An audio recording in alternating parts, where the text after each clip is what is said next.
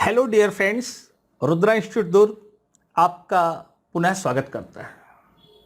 दोस्तों, आज हम छत्तीसगढ़ के इतिहास, जो कि राज्य लोक सेवा आयोग की मुख्य परीक्षा प्रश्न पत्र क्रमांक 3 में निर्धारित पाठ्यक्रम के अनुसार है, हम मध्यकालीन छत्तीसगढ़ के इतिहास की ओर चलेंगे, जिसमें आज का मुख्य बिंदु फणी नागवंश और छिंदक नागवंश है। आइए दोस्तों, हमने पिछले वीडियो में आपको निम्न बिंदुओं पर प्रकाश डाला था, जिसको आप ऊपर दिए गए आई बटन में क्लिक करके देख सकते हैं। अर्थात हमने पिछले वीडियो में छत्तीसगढ़ के प्राचीन क्षेत्रीय राजवंश नल नागवंश, मैकल पांडुवंश, राज्य ऋषि तुल्य कुलवंश, सरपुरिया वंश, सिरपुर के पांडुवंश, पाली के बाणवंश और उड़ीसा के पर्वत द्वारक वंश के साथ ही साथ उड़ीसा के सोनपुर क्षेत्र पर प्रकाश डाला था। आज की वीडियो में हम इस कड़ी में आगे बढ़ेंगे, किंतु इससे पहले हम आपसे अनुरोध करते हैं कि इसी प्रकार के वीडियो लेक्चर को नियमित रूप से पाने के लिए आप हमारे चैनल को सब्सक्राइब करें और आप अपनी समस्याओं या सुझावों को कमेंट के माध्यम से हमसे साझा करें।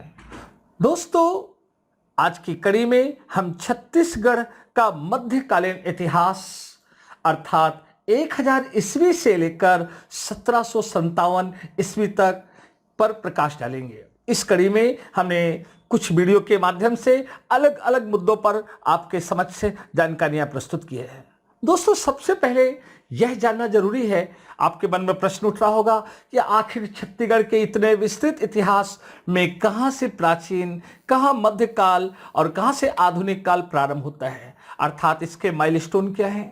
तो दोस्तों, मैं आपको स्पष्ट करना चाहूंगा, छत्तीसगढ़ का मध्यकालीन इतिहास 1000 ईस्वी से प्रारंभ होता है, जब हमारे राज्य में त्रिपुरी के कलचुरी राजा कलिंग राज द्वारा तुमान को राजधानी बनाकर कलचुरी राजवंश की स्थापना की जाती है। वहीं मध्यकाल का अंतिम बिंदु 1757, जब नागपुर के भोसले राजकुमार बिंबाजी भोसले रतनपुर आते हैं और यहां पर स्वतंत्र मराठा सत्ता की स्थापना करते हैं, जिसके उपरांत आधुनिक छत्तीसगढ़ का इतिहास माना जाता है। हम आपको छत्तीसगढ़ के मध्यकालीन इतिहास के भिन्न बिंदुओं पर अलग अलग वीडियो में प्रकाश डालेंगे। इस कड़ी में कवर्धा के फणी नागवंश और बस्तर के छिंदक नागवंश तथा कलचुरी वंश, कांकेर का सोमवंश, बस्तर का चालुक्य काकती वंश और छत्तीसगढ़ में मराठा शासन, ये मध्यकालीन इतिहास के विभिन्न महत्वपूर्ण राजवंश और ऐतिहासिक खंड रहे हैं। किंतु इन खंडों में क्रमशः हम वीडियो के द्वारा प्रकाश डालेंगे, लेकिन आज का वीडियो हमारा कवर्धा के फणी नागवंश और बस्तर के छिंदक नागवंश पे केंद्रित है। आइए दोस्तों, हम इन्हें देखते हैं। कवर्धा का फणी नागवंश। दोस्तों, मैकल पर्वत की उपत्यका में 10वीं से 14वीं शताब्दी के दौरान फणी नागवंश का शासन रहा। 10वीं शताब्दी राज्य के मध्य पश्चिम सीमांत क्षेत्र में मैकल पर्वत की तलहटी में स्थित फणी नागवंश का शासन रहा। इसी दौरान रतनपुर को राजधानी बनाकर कलचुरी राजाओं ने शासन किया, जिनका संघर्ष उत्तरवर्ती फणी नागवंशी राजाओं से हुआ। इस वंश का सबसे बड़ा योगदान भोरमदेव का सुप्रसिद्ध मंदिर है।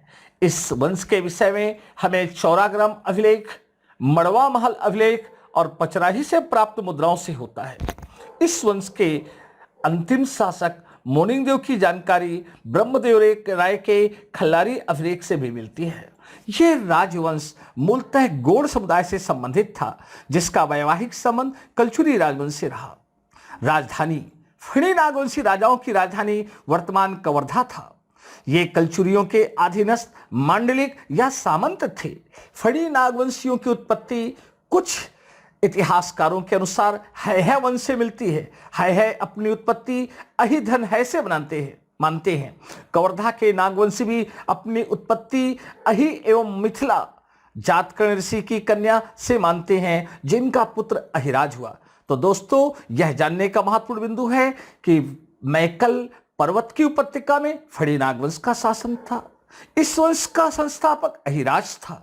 इस वंश की प्रारंभिक राजधानी कवर्धा थी। भोरमदेव इस राजवंश का महत्वपूर्ण ऐतिहासिक विरासत है। आइए दोस्तों देखते हैं मड़वा महल अभिलेख।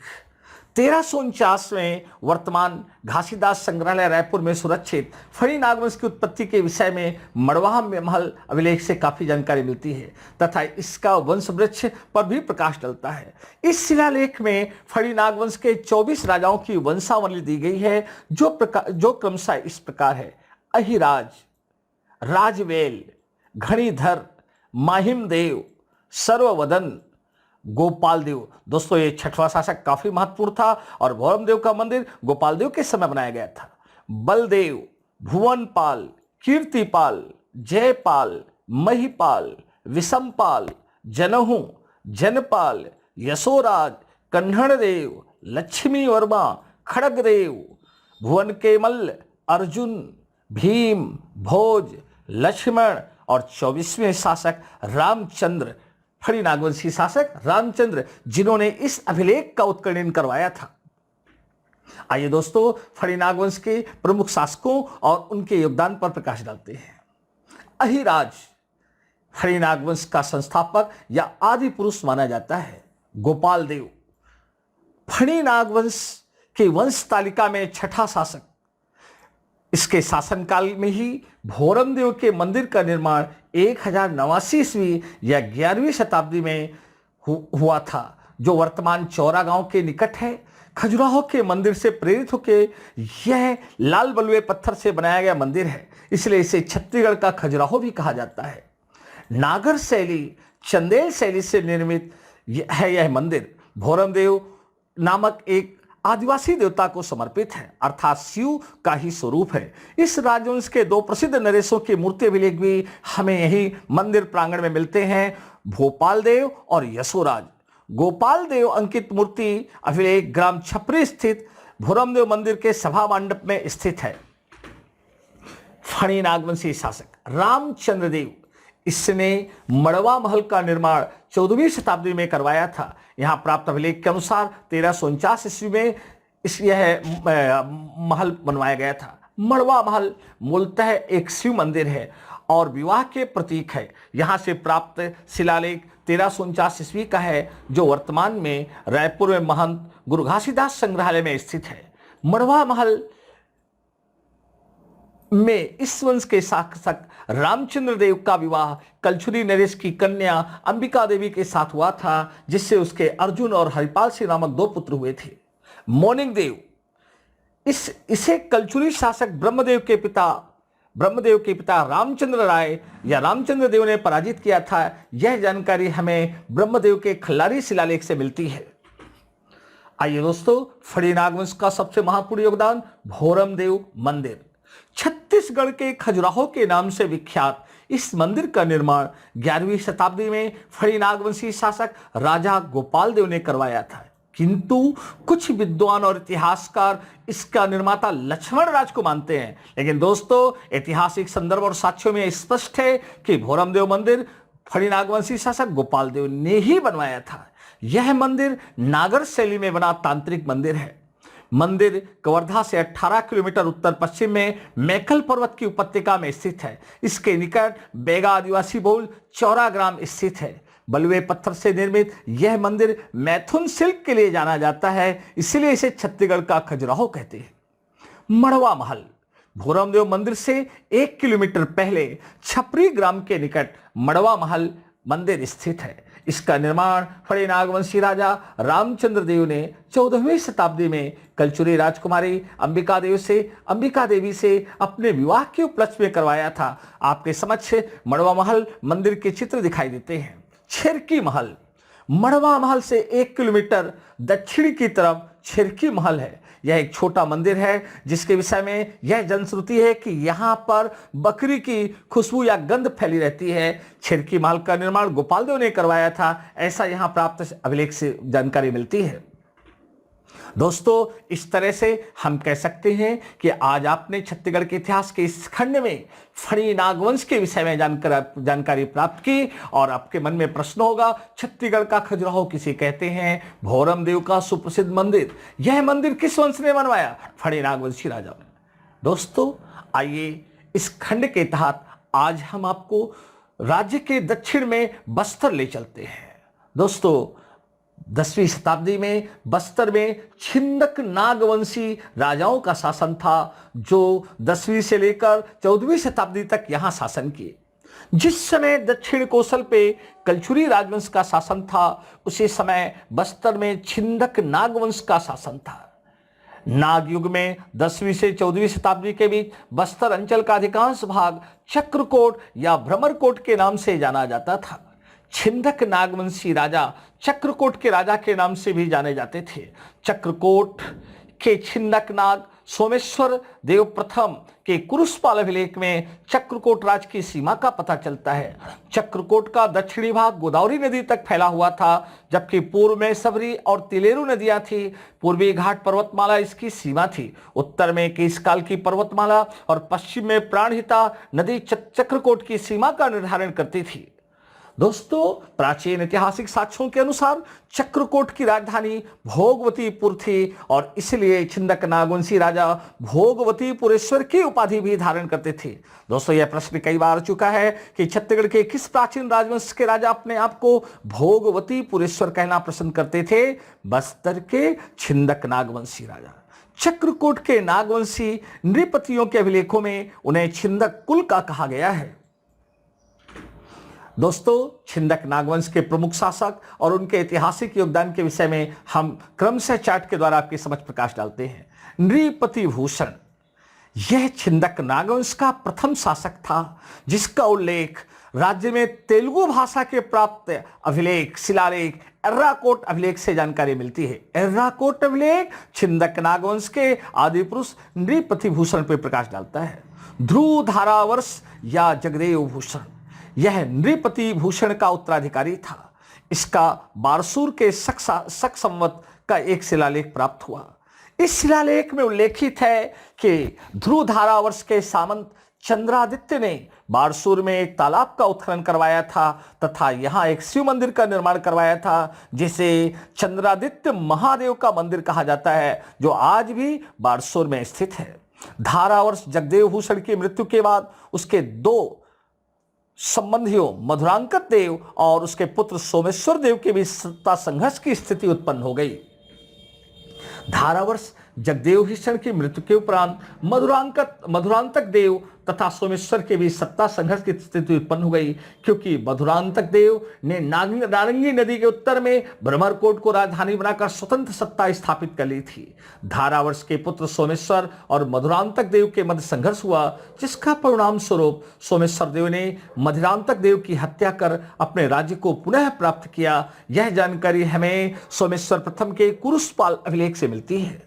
मधुरांतक देव, धारावर्ष के बाद मधुरांतक देव शासक बना। इसका धारावर्ष जगदेव भूषण से क्या संबंध था, यह स्पष्ट नहीं है, किंतु इसका एक ताम्रपत्र लेख राजपुर से प्राप्त होता है, जिसमें भ्रमरकोट्टे मंडलम स्थित राजपुर ग्राम के दान का उल्लेख मिलता है। इस ताम्रपत्र में प्राचीन छिंदक नागवंश के समय नरबली संबंधित साक्ष्य भी प्राप्त होते हैं। मधुरांतक देव के ध्वज में कमल कदली और एरावत का चिन्ह अंकित था। दोस्तों, यह प्रश्न भी व्यापक परीक्षाओं में आ चुका है। सोमेश्वर प्रथम 1063 से 1111 छिंदक नागवंश का महानतम शासक, जिसे हम बस्तर का समुद्रगुप्त या नेपोलियन भी कह सकते हैं। धारावर्ष जगदेव भूषण के बेटे सोमेश्वर ने मधुरांतक देव से अपना पैतृक राज्य प्राप्त किया, उसकी हत्या करके।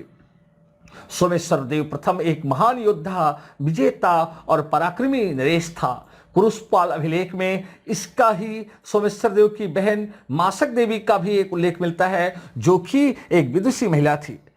सोमेश्वर प्रथम के राजध्वज में सावक सहित व्याघ्र युगल का चित्र अंकित था। कलचुरी नरेश जाजल्य देव प्रथम ने इसके राज्य पे आक्रमण किया, इसकी राजधानी को जला के नष्ट कर दिया तथा सोमेश्वर, उसकी राजमहिषी और मंत्रियों को बंदी बना लिया। किंतु सोमेश्वर की माता दोस्तों, जो ऐतिहासिक साक्ष्यों के अनुसार जाजल्य देव की बुआ लगती थी के अनुरोध पे जाजल्य देव ने सोमेश्वर प्रथम को मुक्त कर दिया और उसका राज्य लौटा दिया।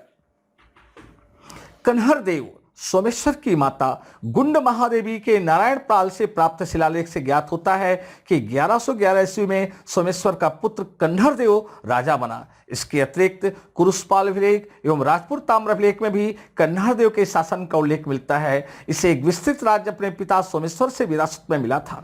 राजभूषण या सोमेश्वर द्वितीय कन्हर के पश्चात संभवतः राजभूषण सोमेश्वर द्वितीय राजा हुआ। इसकी रानी गंग महादेवी का एक शिलालेख 1208 ईस्वी में बारसूर से प्राप्त होता है। हरिश्चंद्र देव दोस्तों, छिंदक नागवंश का अंतिम शासक हरिश्चंद्र देव था। इस राजवंश में प्रकाश डालने वाला अंतिम लेख हमें टेमरा से प्राप्त हुआ। यहां प्राप्त सती स्मारक लेख है जिसमें 1324 ईस्वी अंकित है, जिसमें राजा हरिश्चंद्र का उल्लेख है। यह इस वंश का अंतिम शासक था। 1324 ईस्वी तक शासन किया। इसकी बेटी राजकुमारी चमेली देवी ने वारंगल के चालुक्य काकती अन्नमदेव से कड़ा संघर्ष किया और युद्ध में मारी गई, इसलिए इसे छत्तीसगढ़ की रानी लक्ष्मीबाई कहते हैं। दोस्तों याद रखिएगा, हरिश्चंद्र देव की पुत्री चमेली देवी जिसने वारंगल के आक्रमणकारी अन्नमदेव से बहादुर से मुकाबला किया और अंत में युद्ध में वीर गति को प्राप्त हुई, इसलिए इन्हें चमेली देवी को छत्तीसगढ़ की रानी लक्ष्मीबाई कहते हैं। नागवंश के अंतिम शासक हरिश्चंद्र देव को वारंगल वर्तमान तेलंगाना के चालुक्य काकती शासक ने पराजित कर चक्रकोट पे अपना प्रभाव स्थापित कर लिया।